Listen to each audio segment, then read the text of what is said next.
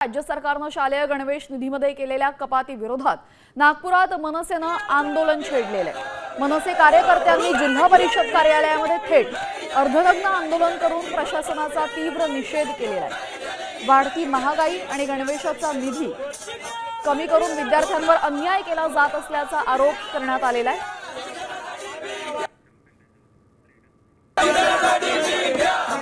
या संदर्भात अधिक माहिती देतील आमचे प्रतिनिधी पराग डोबे। पराग, मनसैनिकांनी आंदोलन छेडलेले, काय परिस्थिती आहे सध्याची?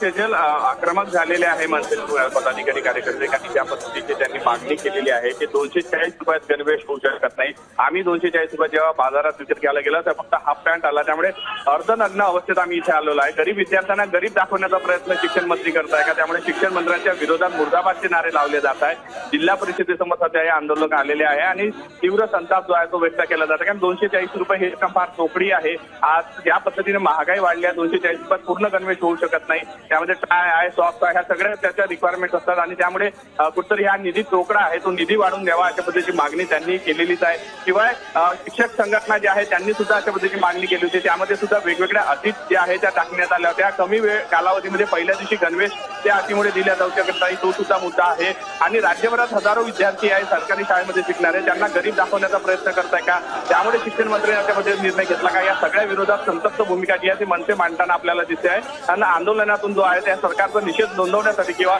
शिक्षण मंत्र्याचा निषेध नोंदवण्यासाठी अर्धनग्न अवस्थेत इथे आलेले आहेत। जी, यावेळेस नेमकी मागण्या काय आहेत मनसैनिकांच्या? काय मागण्या केल्या आहेत त्यांनी? त्यांची मागणी प्रमुख हीच आहे की 240 रुपये गणवेश शिवला जाऊ शकत नाही, त्यामुळे त्याची रक्कम वाढवून देण्यात यावी। खरं तर 240 रुपये ते स्वतः जेव्हा बाजारात विकत घेण्यासाठी जेव्हा गेले तेव्हा त्यांना फक्त हाफ पॅन्ट मिळाला, त्यामुळे जर पूर्ण गणवेश मिळत असेल तर ही रक्कम चोपडी आहे।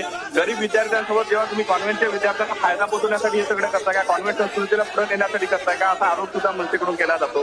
कारण कॉन्व्हेंटच्या विद्यार्थ्यांची जेव्हा तुलना केली जाते तेव्हा त्या धर्तीवर जिल्हा परिषद किंवा सरकारी शाळेचे विद्यार्थी दिसावे असा खरं तर उद्देश असतो। मात्र 240 रुपयात दिलेला जर गणवेश असेल तर तो 2 धुण्यामध्ये पाठवला जाईल अशा पद्धतीची मागणी त्यांनी केली आहे। त्यामुळे चांगल्या पद्धतीचा गणवेश द्यावा, त्यासाठी वाढीव रक्कम द्यावी अशी त्यांची मागणी आहे। नक्कीच पराग,